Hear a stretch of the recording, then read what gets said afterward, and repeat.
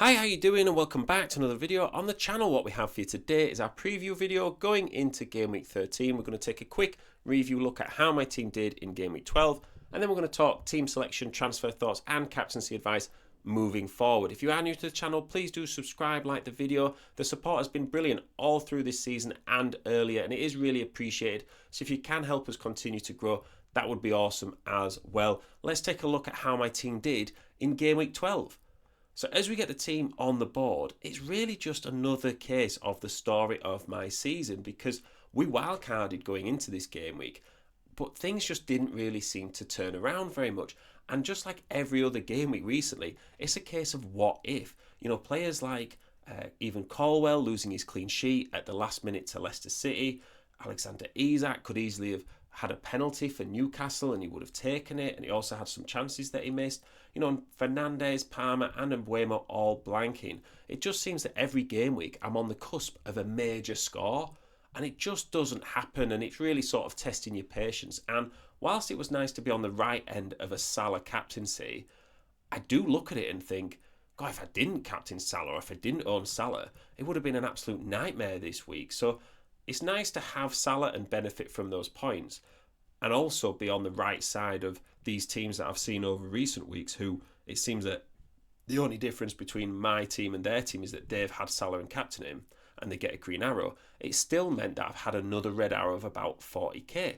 And over recent weeks, in the last 8 game weeks, I've actually had 7 red arrows, which is not great at all by anyone's standard. Now, each red arrow is kind of like 20, 30, 40k, apart from for game week 11 where I went down about 600k. That was a big drop. So you can look at it in two ways. I always try and look at it positively. The negative way would be you've got 7 red arrows in 8 game weeks. That's not great.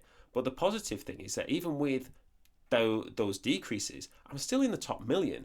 And with the ranks being quite as close and the point spread being really small as it is at the start of the season, you would have thought with that amount of red arrows, you'd really be dropping down the ranks loads. So I am kind of keeping with the pace. Would it be nice to have some green arrows? Absolutely. And I'm hoping it happens sooner rather than later. But I look at my team and I think that's a good team. There's not many changes I'd make.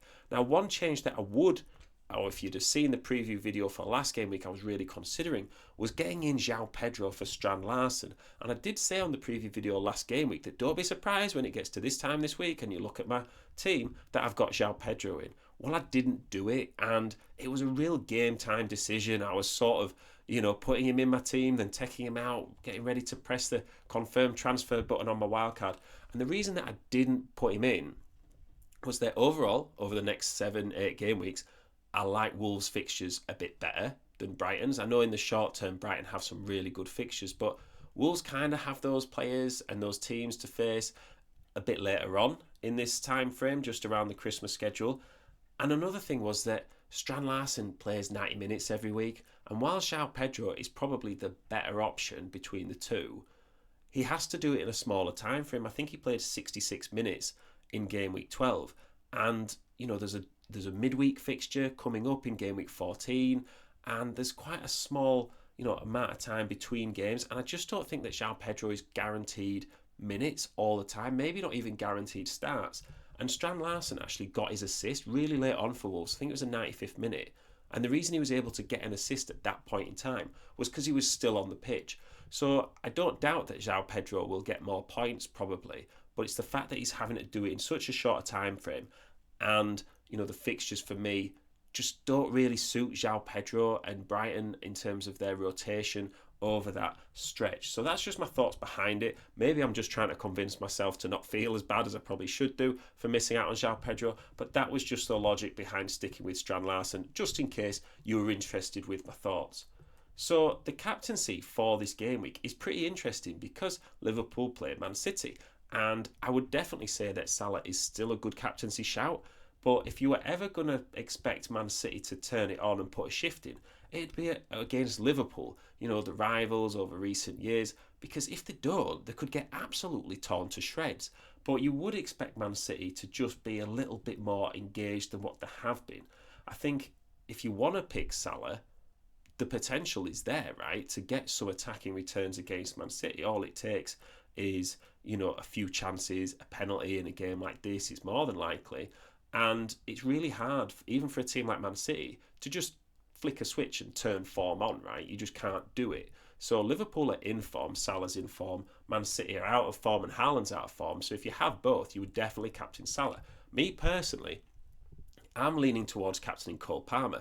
Now, the reason for this is that Aston Villa have a tough midweek game against Juventus in the Champions League on Wednesday night. Now, I know Chelsea also play, but they're only away at Heidenheim on Thursday, and Cole Palmer's not even in the European squad for Chelsea, so he's being rested regardless. Aston Villa have also conceded 8 goals in the last 3 games. So, and then they're actually away at Chelsea. So it's not that I expect Chelsea to beat Aston Villa necessarily, but I would expect Chelsea to score. And it's the sort of thing where Aston Villa's defence is a little bit shaky at the moment. Heads are probably down because they've gone on a run of games without winning. So is it something where Cole Palmer can really take advantage? I do kind of see it. And if you were ever not going to captain Salah, well, possibly when they play Man City would be that time. So I think if you're feeling brave, I'd go for Palmer. If you want to play it safe and go with the crowd, go for Salah. But me personally, I'm leaning towards Cole Palmer. If you didn't want either of those, I think, maybe even João Pedro, despite what I've said, or a Brighton attacker, whichever one you think is going to play the most against Southampton. But I would stay away from that. Even if I own João Pedro, I wouldn't be considering captaining him. And that's really due to my own bias in the sense that playing at 8 o'clock on a Friday night is really unusual for players, and they tend to be creatures of habit. And anything that goes outside the usual, schedule does tend to be a little bit shaky in terms of adjustments and form. If they play at 3 o'clock on a Saturday, they've kind of got the routine for that sort of thing. It's a bit similar as to why I sometimes avoid captaining players at a 12:30 kickoff on a Saturday, just because it throws them off that little bit. And I also wouldn't like captaining a player who plays on a Friday night and then having to watch the whole of the fixtures all through the weekend if my captain had blanked on the Friday, but that's just me. You could also captain a Spurs player if you've got Son or Solanke. I think that's a good option. Spurs are actually the biggest scorers in the Premier League so far this season. They've got the most goals out of any team. So they're doing something right from an attacking point of view, and Fulham have just conceded 4 goals at home to Wolves. So they could be gotten at as well. So that's just what I'm thinking of regarding captaincy thoughts, but for me, I'm leaning towards Cole Palmer. So my team for this game week looks okay, and so it should really, because I used my wildcard in game week 12. But for me moving forwards, I'm going to start Leif Davis this game week. Nottingham Forest away just looks better than Tottenham away for Anthony Robinson, which is what we've just discussed in terms of captaincy. And Semenyo is on the bench because he's picked up that 5th yellow card. Now, if I own Semenyo, I definitely wouldn't be thinking of transferring him out.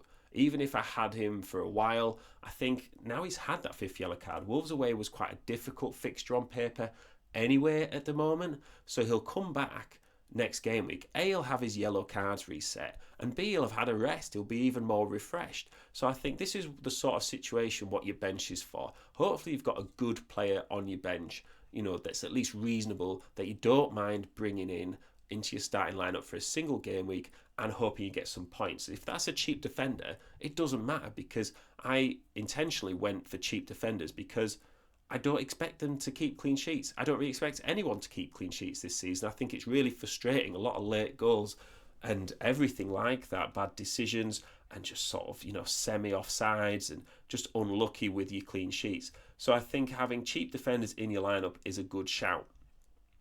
Would I want someone like, Watkins instead of João Pedro, or Matheus Cunha instead of Isak? Maybe, but I think as it stands right now with the team I've got, I do quite like the way it looks. I'm not a massive fan of Watkins and Isak being away. I think Crystal Palace is a tough game to go and play away from home, but all my midfielders are at home, and I think it looks pretty good. I'm not going to use any transfers. I do have 3 banked. Now I'm going to use that next week on Mbeumo. Now I could just use 1 free transfer and just swap Mbeumo to someone like Jared Bowen. West Ham's fixtures turn around. It'd be interesting to see how West Ham do this weekend. Whether I use any more transfers remains to be seen. I think it depends on injuries, but if I could use 4 free transfers, that's like a mini wildcard in itself. But I think having just used my wildcard, it makes sense to just wait and see a little bit and just use sporadic transfers just to address certain points in my team. So let me know what you think. Let me know if you've got any questions, if you've got any transfer questions of your own, or you've got anything to say about my team. Are you struggling with your rank and your green arrows like me, or are you having a really good season? I do believe I can turn it around. I think my team is a good team, so I'm keeping the faith, and as always, trying to stay positive. So hopefully, if you're not having the best time with FPL, you can take solace in the fact that I'm there with you, and together we can stay positive and climb the ranks in no time. So thank you very much for listening. Good luck in this game week, and I will see you in the next one.